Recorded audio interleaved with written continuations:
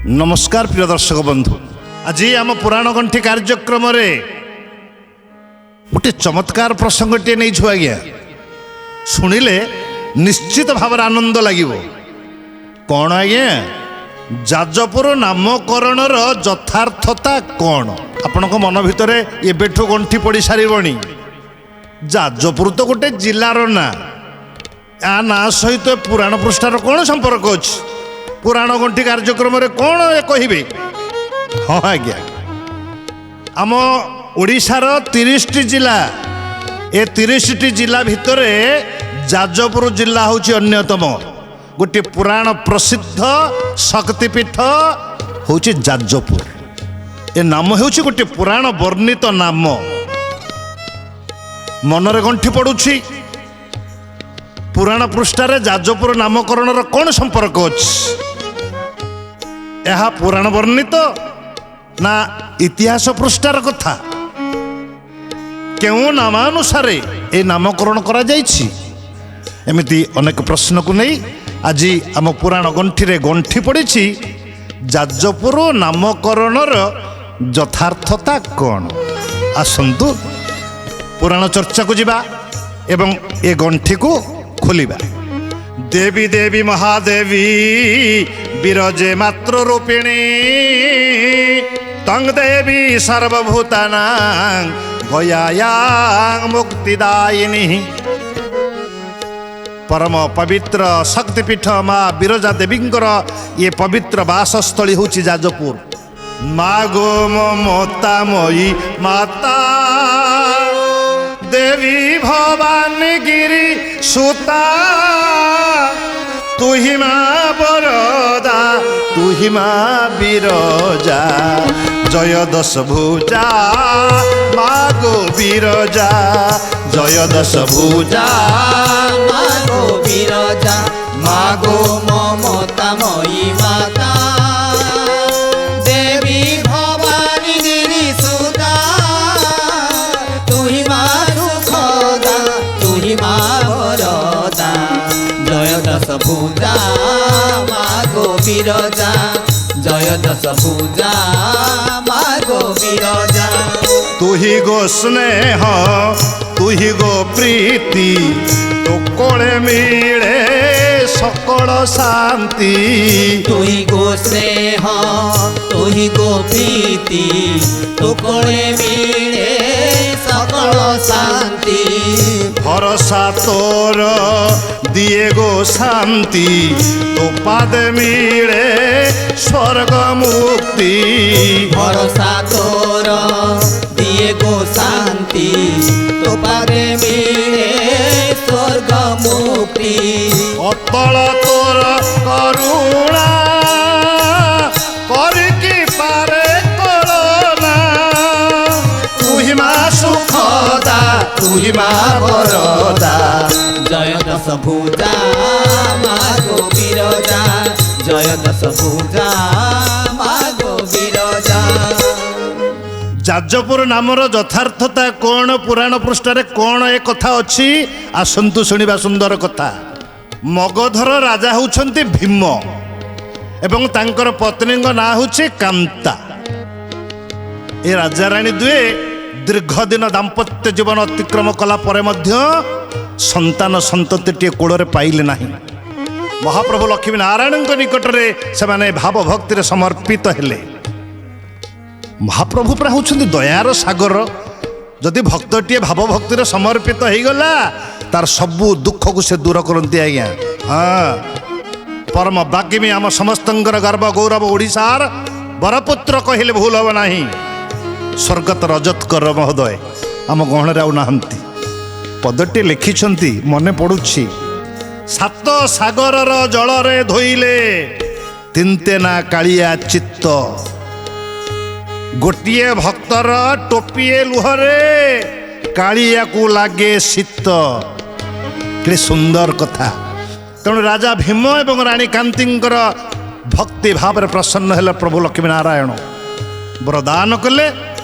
राजा रानी जोड़िए संतान प्राप्त हेले। आ एमिति जोड़िए संतान गोटे पुओ आ गोटे झील। ଜଣଙ୍କ ନାଁ ଯଜାତି ଆଉ ଜଣଙ୍କ ନାଁ ବିମଳା। ଏ ଦୁଇ ଶିଶୁ ସନ୍ତାନଙ୍କ ଭିତରେ ଏମିତି ଶାରୀରିକ ସାମଞ୍ଜସ୍ୟ ଥିଲା, ଶାରୀରିକ ଗଠନ ପ୍ରଣାଳୀ ବଡ଼ ଆଶ୍ଚର୍ଯ୍ୟ। ଉଭୟ ଦେଖିବା ପାଇଁ ଏକ ବାର ସମାନ, ଜଣକୁ ଲୁଚେଇ ଆଉ ଜଣକୁ ଦେଖେଇବେ, କେହି ଚିହ୍ନି ପାରିବେନି କିଏ ପୁଅ କିଏ ଝିଅ। ଏ ଦୁଇ ପୁଅ ଝିଅ ଦିନକୁ ଦିନ ବଢ଼ିଲେ। କେମିତି ବଢ଼ିଲେ? ଅଭିମନ୍ୟୁ ସାମନ୍ତ ସିଂହାରଙ୍କର ପଦଟିଏ ମନେ ପଡ଼ୁଛି।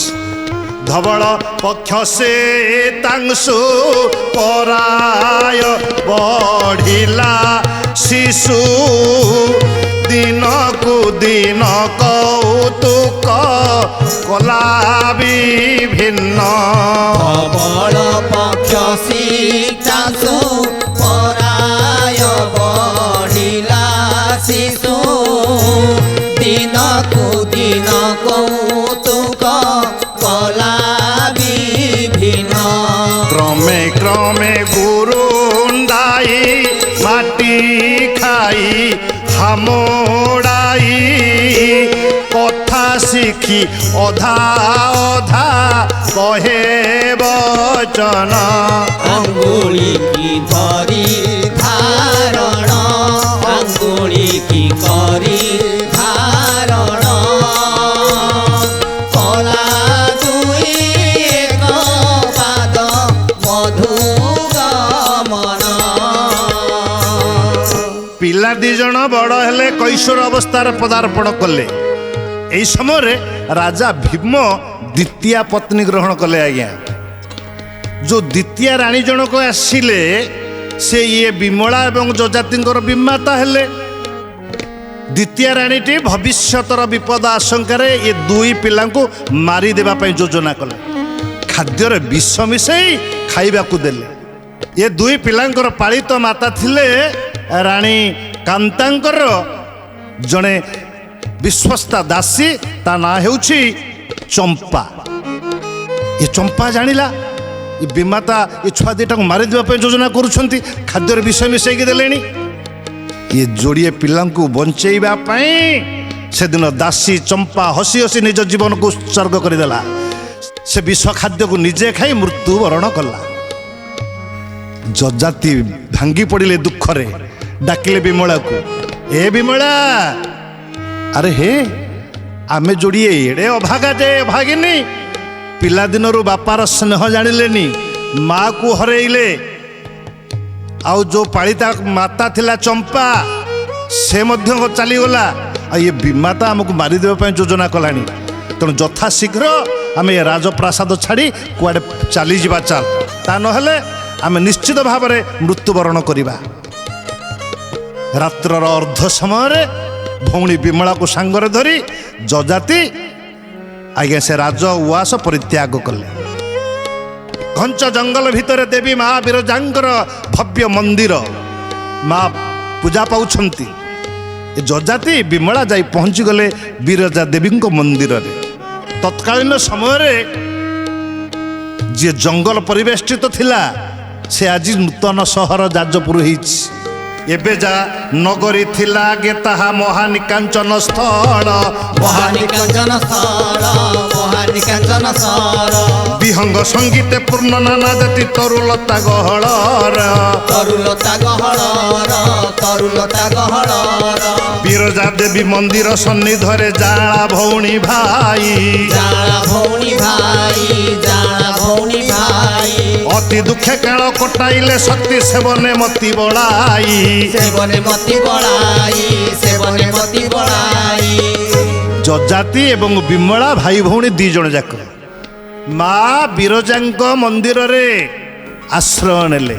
ପ୍ରତ୍ୟେକ ଦିନ ଜଙ୍ଗଲରୁ ପୁଷ୍ପ ସଂଗ୍ରହ କରି ମାଳା ଗୁନ୍ଥି ମାଙ୍କ ଗଳାରେ ଲମ୍ବେଇ ଦିଅନ୍ତି ଏବଂ ବଣର ଫଳମୂଳ ସଂଗ୍ରହ କରି ମାଙ୍କ ନିକଟରେ ନୈବେଦ୍ୟ କରି ଭାବ ଭକ୍ତିରେ ସମର୍ପିତ ହୁଅନ୍ତି। ହେ ମା, ଏ ଦୁନିଆରେ ଆଉ ଆମର କିଏ ଅଛି?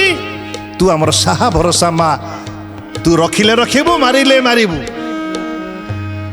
ଯଜାତି ଏବଂ ବିମଳା ମାଙ୍କ ପାଖରେ ଆଶ୍ରିତ ହେଲେ। ତତ୍କାଳୀନ ଉତ୍କଳ ଦେଶର ରାଜା ଥିଲେ ହିରଣ୍ୟବର୍ମ। ତାଙ୍କର ଗୋଟେ ଅଲିଅଳି ସୁନ୍ଦରୀ ରାଜକନ୍ୟାଟେ ଥିଲା, ନା ହେଉଛି ଲଳିତା। ଏ ଲଳିତା ଥିଲେ ଦିବ୍ୟ ସୁନ୍ଦରୀ ଏବଂ ଯୁଦ୍ଧ ବିଦ୍ୟାରେ ପାରଙ୍ଗମ ଥିଲେ। ପ୍ରତ୍ୟେକ ଦିନ ଜଙ୍ଗଲକୁ ଯାଆନ୍ତି ପାରିଧି କରିବା ପାଇଁ। ସେଦିନ ରାଜକନ୍ୟା ଲଳିତା ସଖୀମାନଙ୍କ ସହିତ ପାରିଧି କରିବା ପାଇଁ ଜଙ୍ଗଲ ଭିତରକୁ ଯାଇଛନ୍ତି।